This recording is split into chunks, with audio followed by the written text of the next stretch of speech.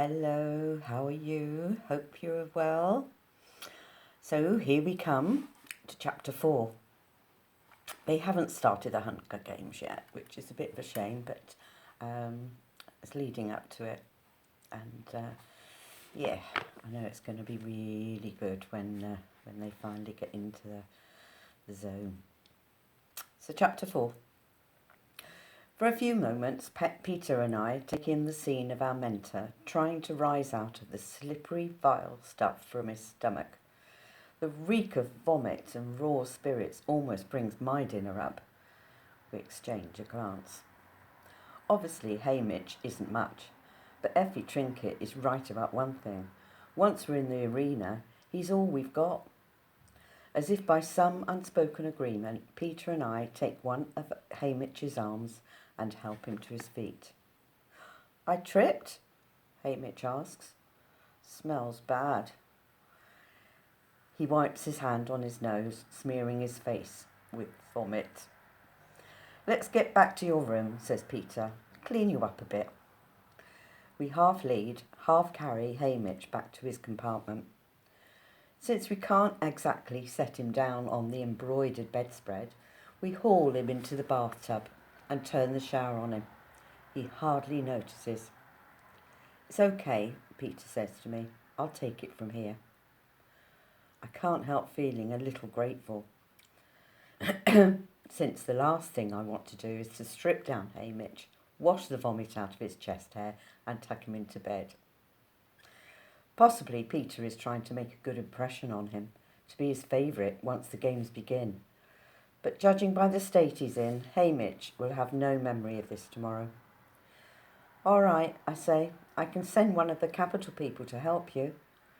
There's any number on the train, cooking for us, waiting on us, guarding us, taking care of us in their job. "No, I don't want them," says Peter. I nod and head to my own room. I understand how Peter feels. I can't stand the sight of the capital people myself, but making them deal with Haymitch might be a small form of revenge.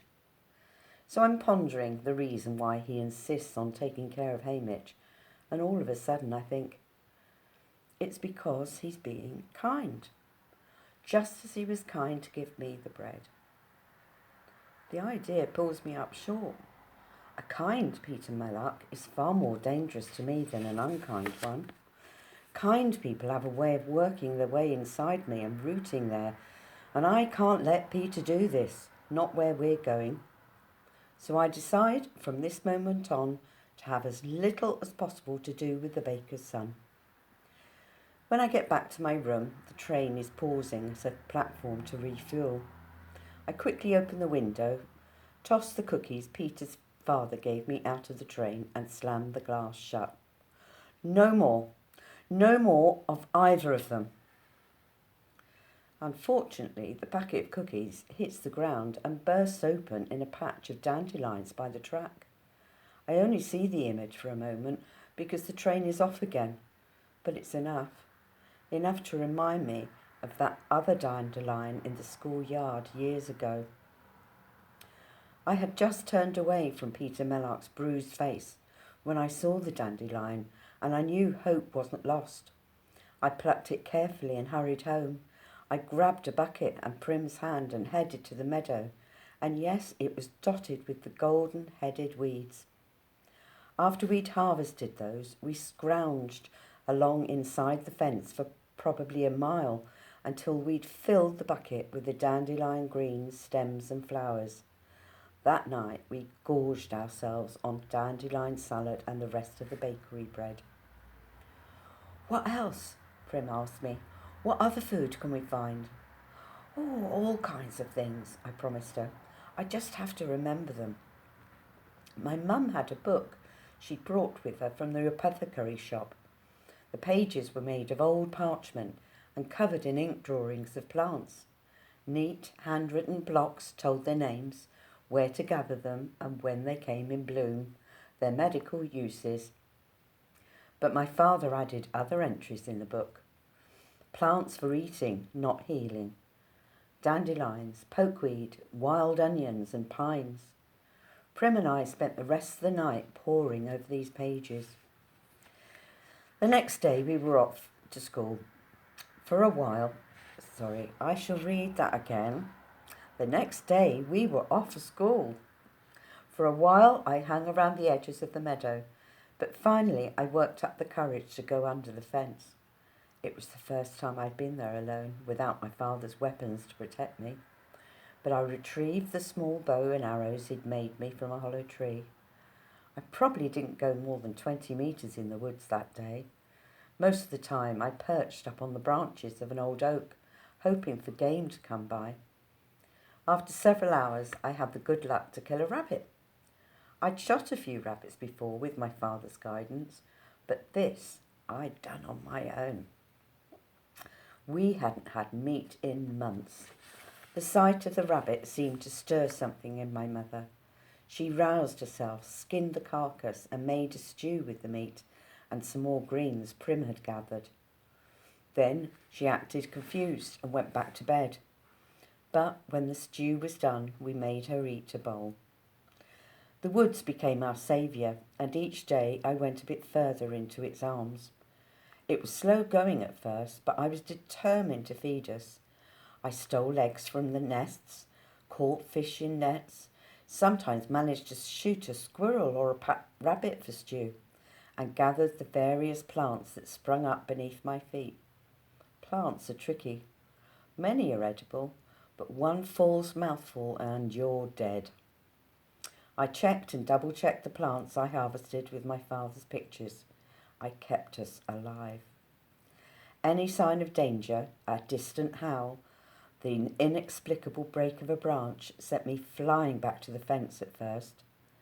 Then I began to risk climbing trees to escape the wild dogs that quickly got bored. And moved on. Bears and cats lived deeper in, perhaps disliking the sooty reek of our district. Oh, dear me. Get my tongue in order. On the 8th of May, I went to the Justice Building, signed up for my tesserae, and pulled home my first batch of grain and oil in Prim's toy wagon. On the 8th of every month, I was entitled to do the same. I couldn't stop hunting and gathering, of course. The grain was not enough to live on, and there were other things to buy, soap and milk and bread and thread. What we didn't absolutely have to eat, I began to trade at the Hob. It was frightening to enter that place without my father at my side, but people had respected him, and so they accepted me. Game was game after all, no matter who'd shot it. I also sold at the back doors of the wealthier clients in town, trying to remember what my father had told me, and learning a few new tricks as well. The butcher would buy my rabbits, but not squirrels. The baker enjoyed squirrel, but would only trade for one if his wife wasn't around.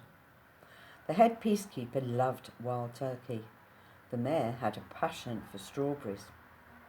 In late summer, I was washing up in a pond when I noticed the plants growing around me, tall with leaves like arrowheads, blossoms with 3 white petals. I knelt down into the water, my fingers digging into the soft mud, and I pulled up handfuls of the roots.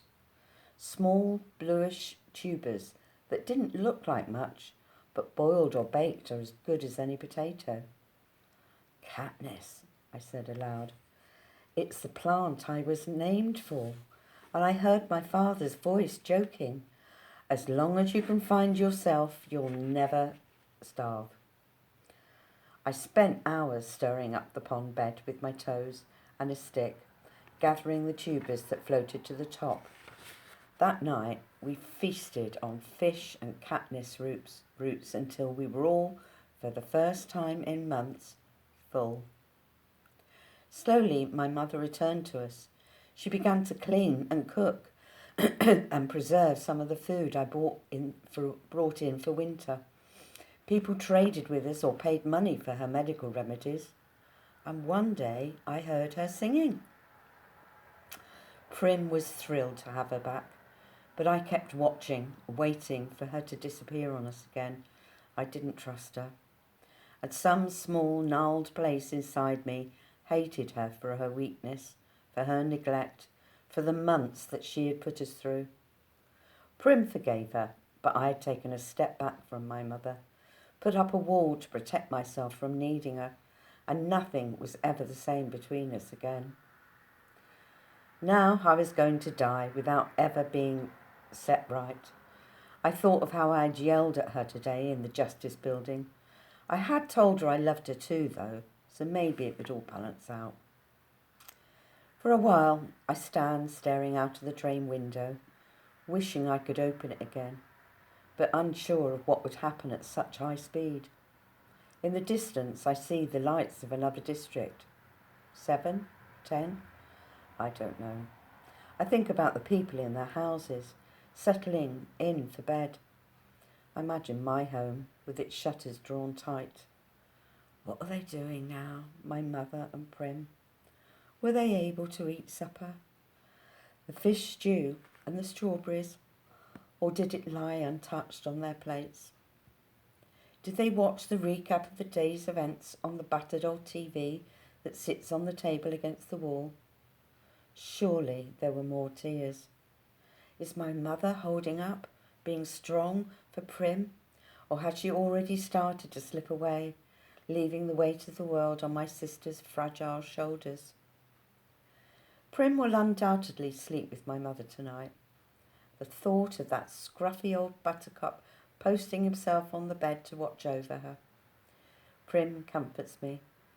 If she cries, he will nose his way into her arms and curl up there until she calms down and falls asleep.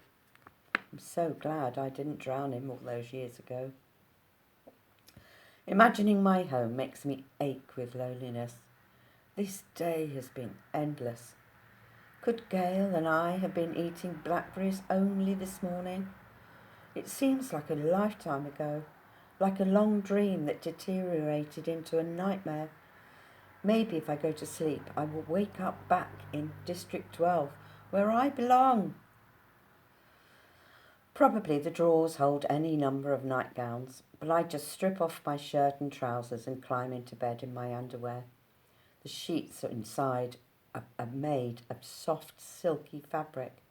A thick, fluffy quilt gives immediate warmth. If I'm going to cry, now is the time to do it.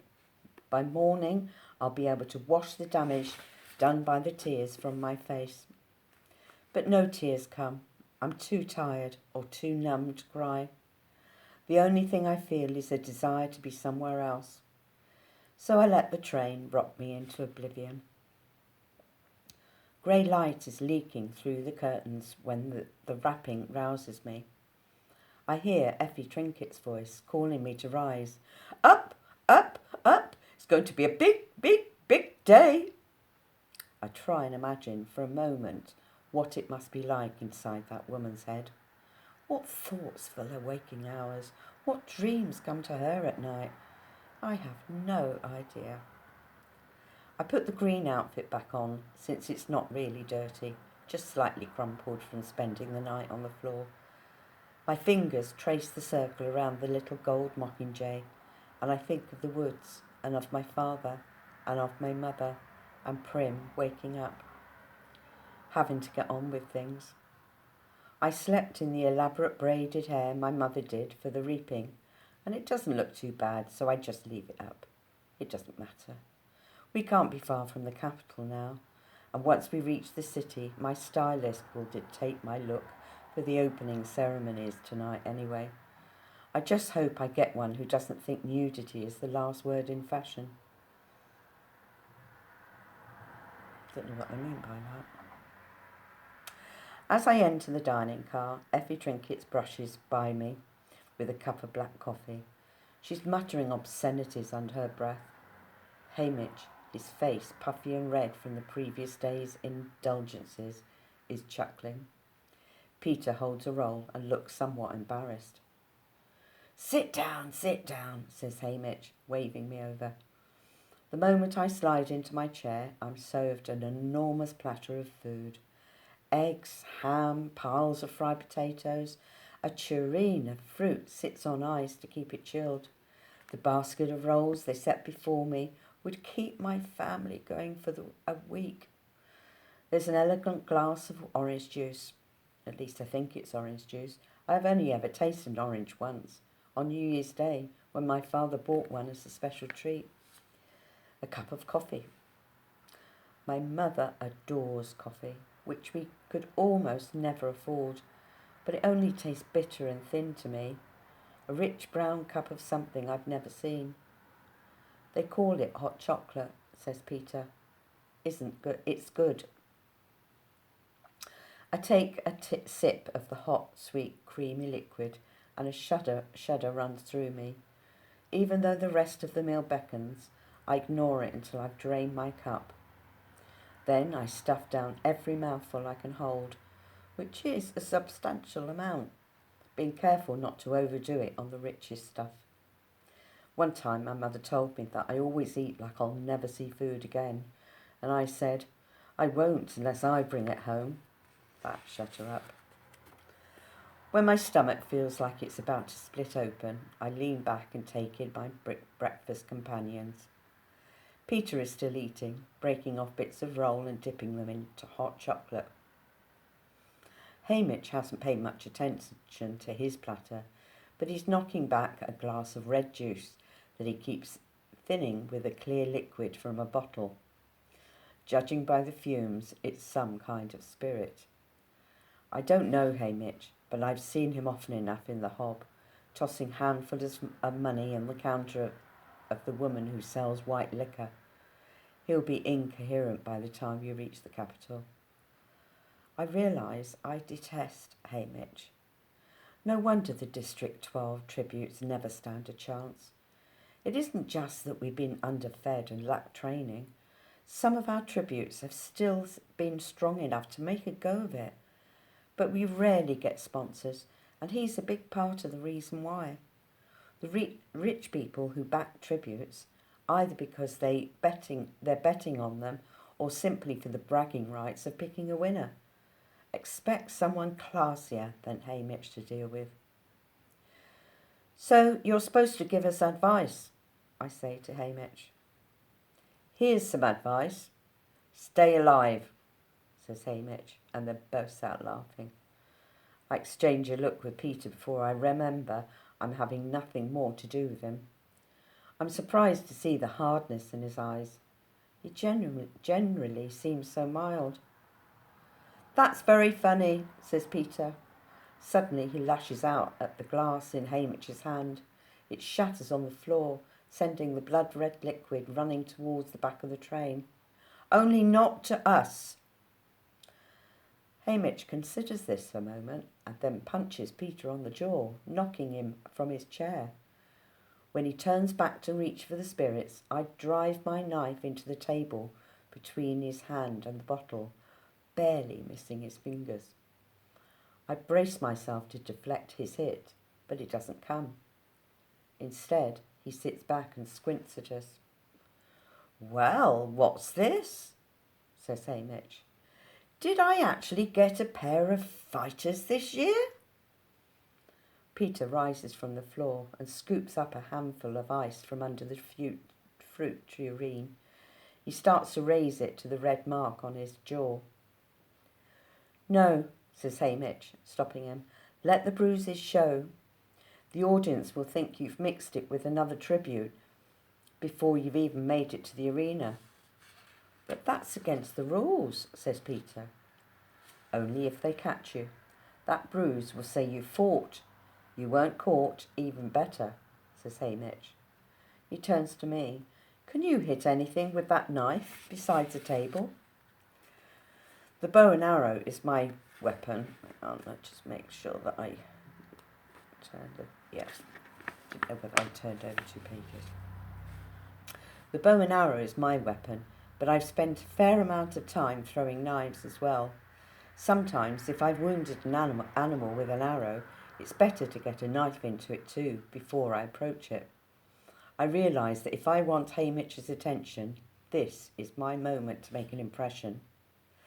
I yank the knife out of the table, get a grip on the blade, and then throw it into the wall across the room. I was actually just hoping to get a good solid stick, but it lodges in the seam between two panels, making me look a lot better than I am. Stand over here, both of you, says Hamish, nodding to the middle of the room. We obey, and he circles us, prodding us like animals at times, checking our muscles, examining our faces. Well, you're not entirely hopeless. Seem fit. And once the stylists get hold of you, you'll be attractive enough. Peter and I don't question this. The Hunger Games isn't a beauty contest, but the best-looking tributes always seem to pull more sponsors. All right, I'll make a deal with you. You don't interfere with my drinking, and I'll stay sober enough to help you, says Hamish. But you have to do exactly what I say.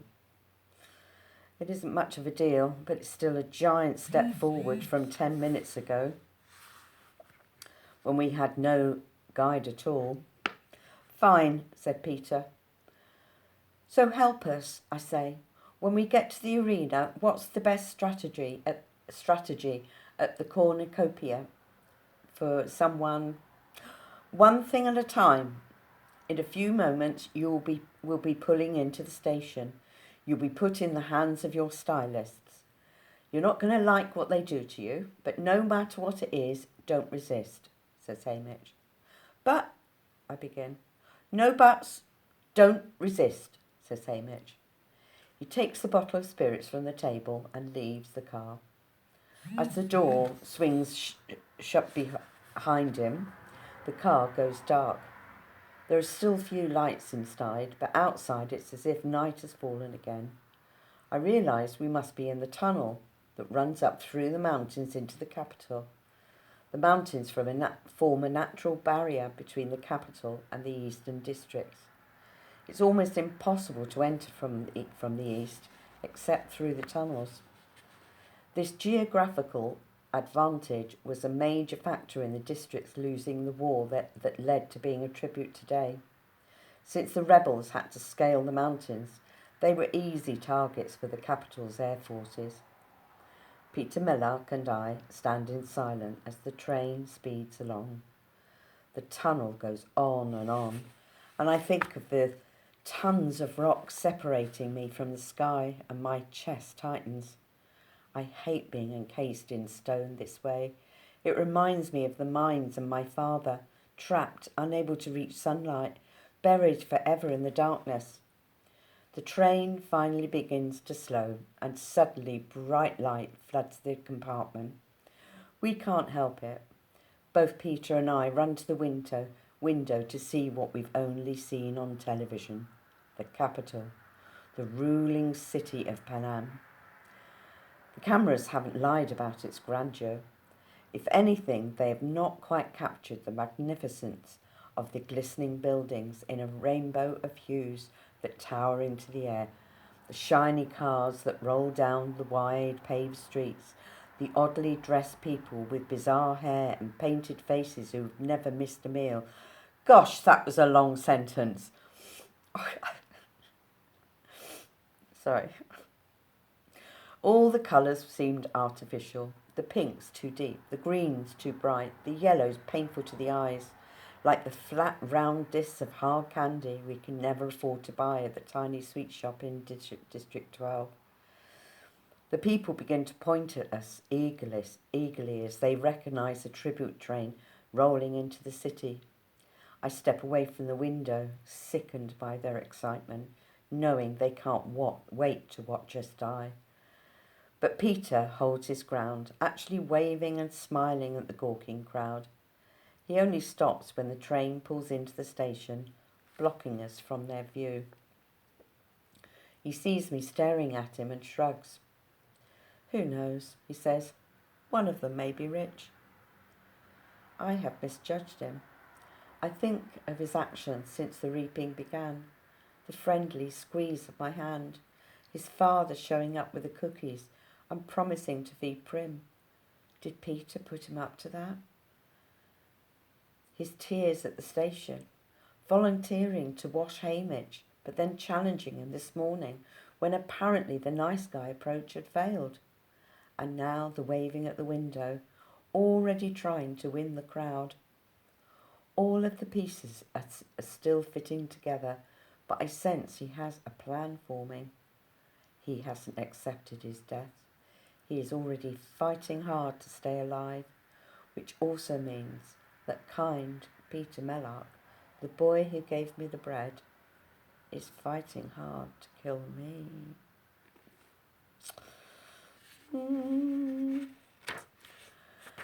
Okay, well that is chapter 4 and chapter 5 coming up. I think it looks like it's going to be at least another couple of chapters before they start the Hunger Games. But I hope you're okay being patient and enjoying it and enjoying the anticipation of them getting there. Okay. Love you loads. See you soon.